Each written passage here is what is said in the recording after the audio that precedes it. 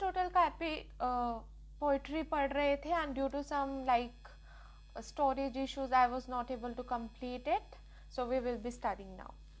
So यहाँ पे जो होमर है, जो हम एरिस्टोटल रेफर करते हैं इस एपिसोड को इलियड में, जहाँ पे अकिलस हेक्टर को चेज करता है, पीछे भागता है 3 times around the walls of Troy, Homer makes no mention of the rest of the Greek army.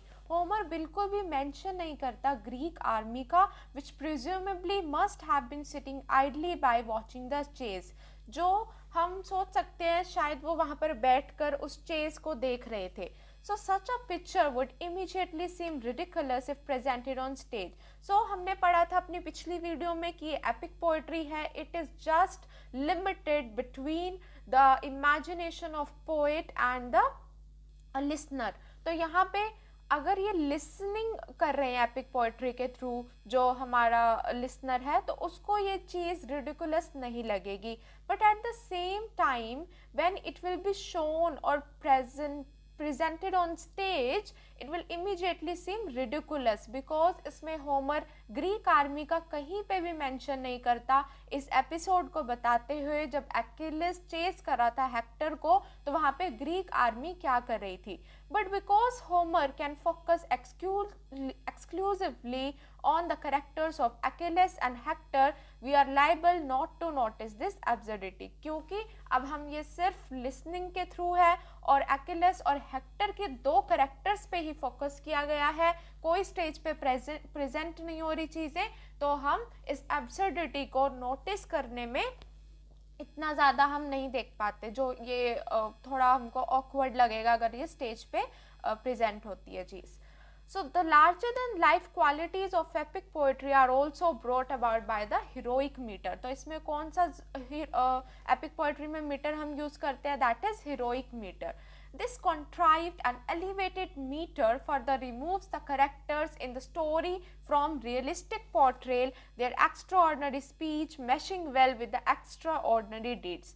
तो जब हम इस मीटर का यूज़ करते हैं, we can see heroic metre का यूज़ करते हैं एपिक पोएट्री पे, जो लाइफ की जो नोबल क्वालिटीज़ को दर्शाती हैं, तो इसमें जो करेक्टर्स हैं स्टोरी में वो बिल्कुल एक्स्ट्रा ऑर्डनरी स्पीच और एक्स्ट्रा ऑर्डनरी डीड्स के साथ आते हैं. By contrast, tragedy employs an iambic meter that closely resembles the rhythms of everyday speech. तो एपिक पोएट्री और ट्रेजेडी में सिर्फ इतना डिफरेंस है. हमने पढ़ा था कि ये दोनों नोबल क्वालिटीज़ को रिप्रेजेंट करती है मैन की, बट अब हम इसके बारे में डिफरेंस पढ़ेंगे. तो क्वेश्चन ये भी आ सकता है, what is the difference between tragedy and epic poetry according to Aristotle.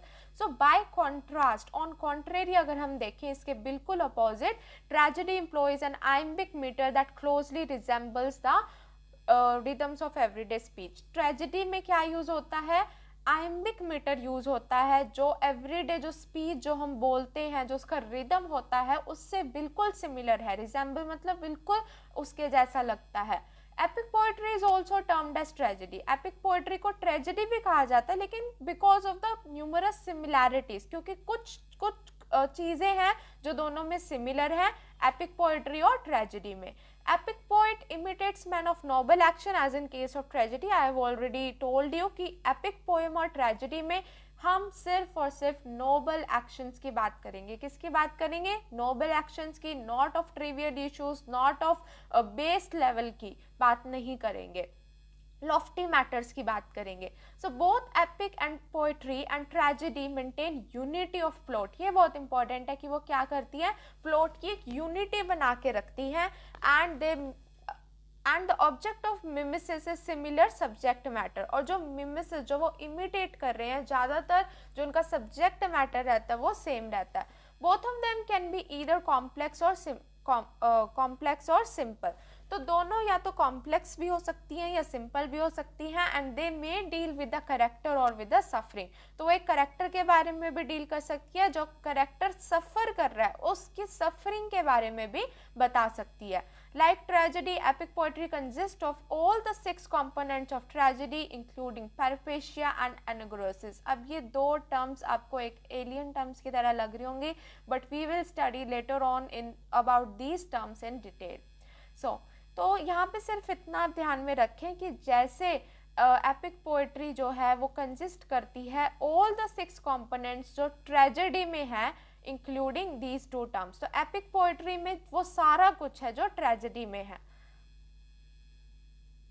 सो दो the unity of the plot is maintained in both, हमने देखा प्लॉट की जो यूनिटी है वो दोनों में मेंटेन की जाती है। The plot in epic poem can be more explosive, वो ज़्यादा एक्सप्लोसिव हो सकता है since its presentation is not confined to the stage, क्योंकि ज़्यादातर एपिक पोएट्री में जो प्रेजेंटेशन होती है वो स्टेज पे नहीं की जाती। So it can have more complexity and events can jump from back, क्योंकि वो स्टेज पे नहीं बता रहे तो इवेंट्स एक जगह से दूसरी जगह जंप बैक करते रहते हैं। कई बार जो राइटर पोएट है वो पहले इंसिडेंट की बात कर सकता है, फिर वो जंप करके फाइनल की बात कर सकता है, फिर पहले पे आ सकता है, तो कॉम्प्लेक्सिटीज होती है। And it doesn't have the limitations of stage, तो स्टेज का कोई लिमिटेशंस, बाउंडेशंस, रिस्ट्रिक्शंस नहीं रहता, कोई कॉन्स्ट्रेंट्स नहीं रहते। एंड जो इसका फेमस हम कह सकते हैं पोएट है Homer. Homer is well known for his epic poems and Aristotle has greater appreciation for Homer.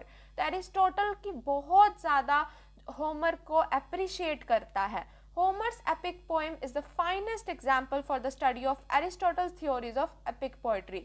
तो जो Aristotle हमको theory देता है epic poetry की, उसके according Homer की epic poems एक finest example हो सकती है। Homer maintains the unity of plot in Iliad which focuses on a particular story or event. तो Homer अपने जो Iliad जो उन्होंने लिखा है उसमें एक यूनिटी ऑफ प्लॉट रखता है जो फोकस करती है सिर्फ एक पर्टिकुलर स्टोरी और एक इवेंट में। यूनिटी मतलब एक कोहेरेंस है, ऐसा नहीं है कि you are complicating the things, there is a unity of plot, जो एंडिंग और बिगनिंग की चीज़ें हैं वो एक दूसरे से जुड़ी हुई हैं, एक कड़ी में है।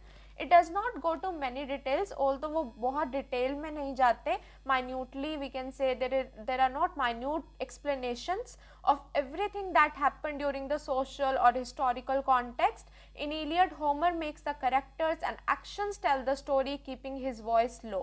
तो जितना भी ऐतिहासिक या सामाजिक संदर्भ में होमर बिल्कुल डिटेल में बात नहीं करता, इलियड में होमर जो अपने करेक्टर है और एक्शंस है उनको बताता है, keeping his voice low and highlighting the norms of narration. Narration को एक बिल्कुल सिंपल मैनर में कहता है। The unique quality of an epic poem is its ability to present the executed events in a believable manner which is not possible in a tragedy. अब epic poetry की एक खूबी होती है पोएम की, वो क्या होती है कि एग्जेजरेटेड इवेंट्स, एग्जेजरेटेड होता है जो हम बढ़ा चढ़ा के कहते हैं, उसको भी प्रेजेंट इस मैनर में करती है जो बिलीवेबल होए। बिलीवेबल मतलब विश्वास करने योग्य होए, विच is not possible in a tragedy, और ये चीज ट्रेजेडी में वेयरएज संभव नहीं है। Since it becomes less convincing, क्योंकि बहुत ज़्यादा लेस कन्विंसिंग बन जाता है जब हम इसको परफॉर्म करते हैं, क्योंकि ट्रेजेडी में जब चीज़ें परफॉर्म होती है तो हमारे मन को वो उतना ज़्यादा कन्विंस नहीं कर पाती, लेकिन एपिक पोएम में हम कन्विंस्ड हो जाते हैं anyhow. So Iliad is an example for it, epic poem का। Homer is further admired for his amazing skill for paralogism. Homer को फर्दर एडमायर भी किया जाता है उसकी अमेजिंग स्किल पैरालॉजिज्म के लिए, that is the ability to make the illogical and faulty arguments believable. So अब हमको ये न्यू टर्म याद रखनी है, दैट इज पैरालॉजिज्म, जो होमर को इसके लिए एडमायर किया जाता है, प्रशंसा की जाती है, तारीफ की जाती है होमर की। वो एक ऐसी एबिलिटी है, ऐसी योग्यता है कि अब इलॉजिकल चीज़ों को या फॉल्टी आर्गुमेंट्स को, ऐसे आर्गुमेंट्स जिसमें बहुत सारी गलतियां हैं, उनको भी बिलीवेबल बना देते हैं, उनको भी ऐसा प्रेजेंट करते हैं कि आप उनको विश्वास करने लगते हैं, आपको लगता है कि सब कुछ सही चल रहा है, कुछ इलॉजिकल नहीं है, everything is logical. So this is paralogism, Homer is admired for. अब हम देखेंगे ट्रेजेडी एंड एपिक पोएट्री दोनों का और डिफरेंस भी थोड़ा। So tragedy and epic poetry are meant to be the imitation of great deeds. अब सिमिलैरिटीज क्या है, दोनों ग्रेट डीड्स की बात करते हैं, नोबल हीरोज की बात करते हैं, और सफरिंग तो दोनों ही डिस्कस कर सकते हैं, हमने देखा था। So main difference being that tragedy conveys all these by means of action, while epic poetry does so by means of language alone. तो ट्रेजेडी में परफॉर्म हो सकती हैं चीज़ें, तो एक्शन के थ्रू वो दिखाता है, बल्कि एपिक पोएट्री में हम सिर्फ भाषा के माध्यम से ही केवल और केवल चीज़ों को प्रस्तुत करते हैं. Their difference is mainly depending upon the medium of expression. तो difference दोनों में क्या है, ट्रेजेडी और एपिक पोएट्री में, that is the medium of expression, कि आपका माध्यम क्या है एक्सप्रेस करने का.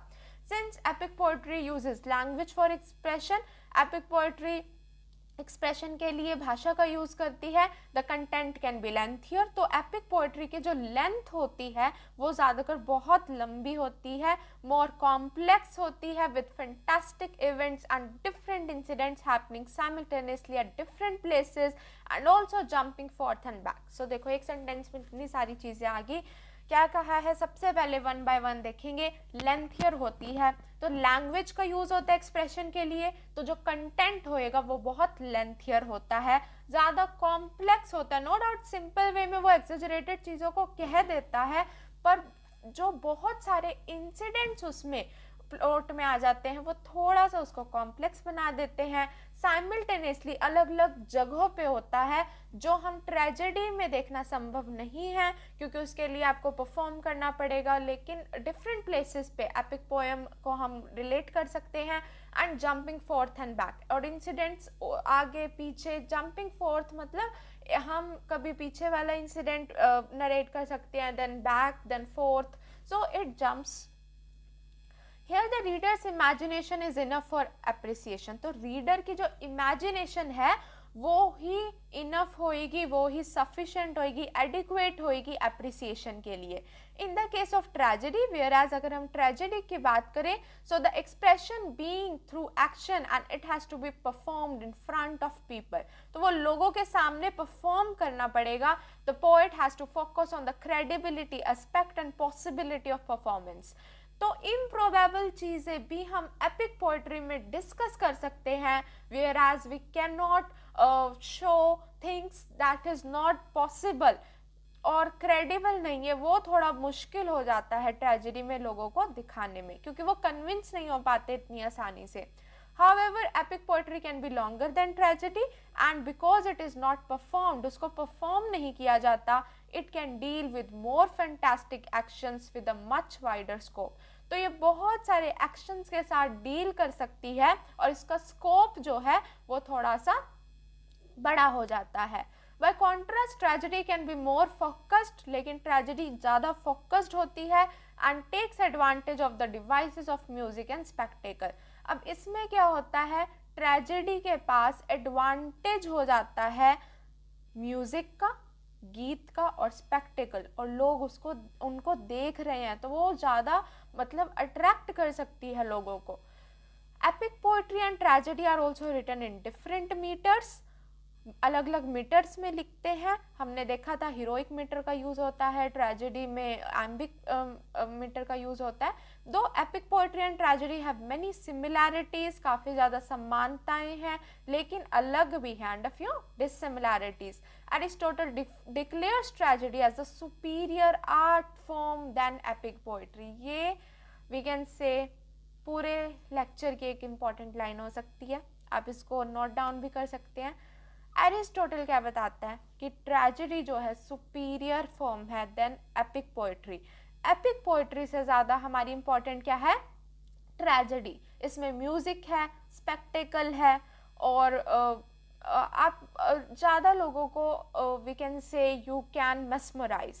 So though the object of imitation is same in epic poetry and tragedy, imitation का जो object है वो same रहेगा क्योंकि दोनों noble deeds की बात करते हैं, heroic qualities की बात करते हैं, lofty ideals की बात करते हैं.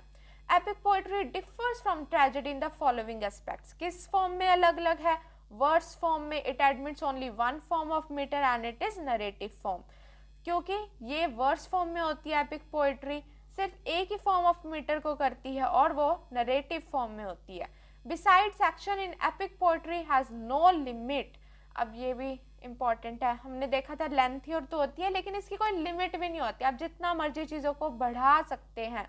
Whereas tragedy is usually confined to a single day. लेकिन एरिस्टोटल के अकॉर्डिंग ट्रेजेडी जो है वो हम सिंगल डे की कन्फाइन रखते हैं, 24 घंटे, 24 hours only. Rarely it exceeds the time limit, इस टाइम लिमिट को वो रेयरली, बहुत कम ऐसा होता है कि वो एक्सीड कर जाए, उसके बियॉन्ड चली जाए।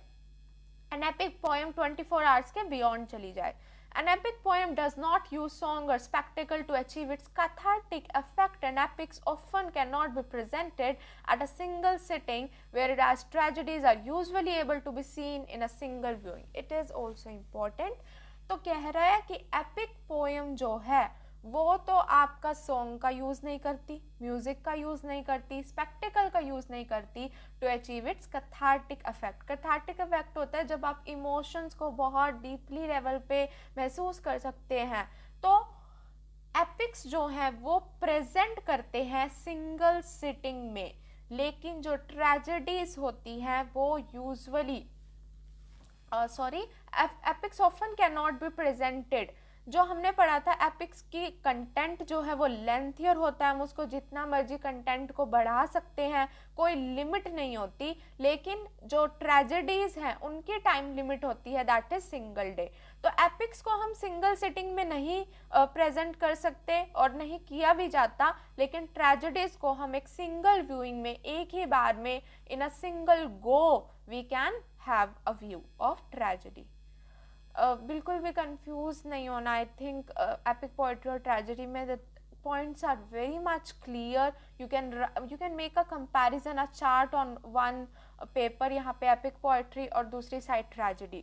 तो एपिक पोएट्री नैरेटिव फॉर्म में होती है, वर्स फॉर्म में होती है, हीरोइक मीटर का यूज़ होता है, टाइम हमारा अनलिमिटेड होता है, ट्रेजेडी ओनली सिंगल डे में देखी जा सकती है, म्यूज़िक का यूज़ होता है ट्रेजेडी में, स्पेक्टिकल का यूज़ होता है जो हम एपिक पोएट्री में नहीं देखते। तो finally the heroic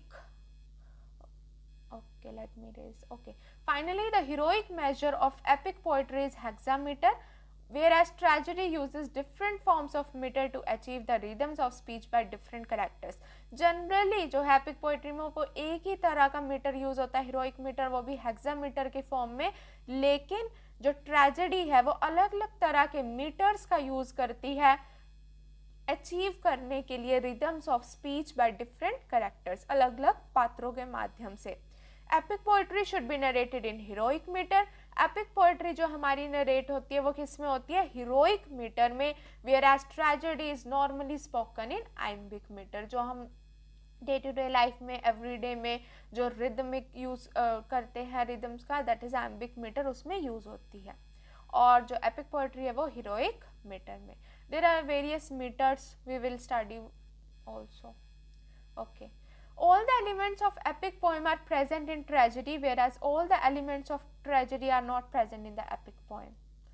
Again, okay. तो कह रहे epic poem के जितने भी सारे elements हैं वो सारे tragedy में मौजूद होते हैं ज़्यादातर, लेकिन जो tragedy के points हैं वो epic poem में नहीं होते। फॉर एग्जाम्पल एपिक पोएम में म्यूजिक नहीं है, एपिक पोएम में स्पेक्टिकल नहीं है, जो ये सब ट्रेजेडी में था। So critics considered epic poetry as the supreme form of art. Critics तो ये कहते हैं कि एपिक पोएट्री सुप्रीम है क्योंकि इसमें वो सारे एलिमेंट्स अवेलेबल हैं जो ट्रेजेडी में थे।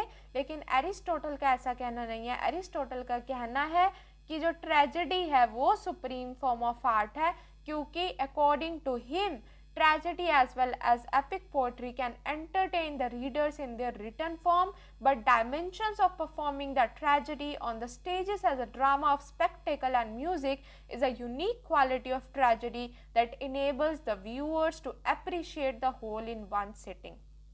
See, we will study this line in we can say different chunks. Break करेंगे हम इसको। तो what he is saying कि एरिस्टोटल के अकॉर्डिंग ट्रेजेडी जो है वो सुप्रीम फॉर्म ऑफ आर्ट है। क्यों? क्योंकि उसके अकॉर्डिंग जो ट्रेजेडी है और एपिक पोएट्री है वो दोनों एंटरटेन कर सकती है रीडर्स को इन देयर रिटन फॉर्म, लेकिन जो अलग अलग डायमेंशंस है उस ट्रेजेडी को परफॉर्म करने के लिए ऑन द स्टेज, जैसे ड्रामा और स्पेक्टिकल और म्यूजिक। तो स्पेक्टिकल और म्यूजिक यूनिक क्वालिटी है ट्रेजेडी की, इसमें गीत भी बजता है, लोग भी इसको देखते हैं।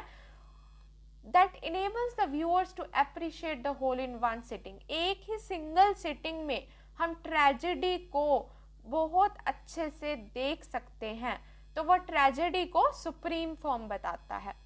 Contemporary critics consider that tragedy is for the audience of low status. लेकिन जो क्रिटिक्स हैं वो कहते हैं कि ट्रेजेडी उनके लिए है जो लो स्टेटस के ऑडियंस होते हैं। लेकिन जो एपिक पोइट्री है, क्योंकि ये बहुत लॉफ्टी आइडियल्स को लेती है, ऑलरेडी ट्रेजेडी में भी होता है, बट इनका कहना है क्रिटिक्स का कि ट्रेजेडी को वो लोग देखते हैं जो लो स्टेटस के होते हैं, लेकिन एपिक पोइट्री में एक सिविलाइज्ड ऑडियंस होती है। क्या है?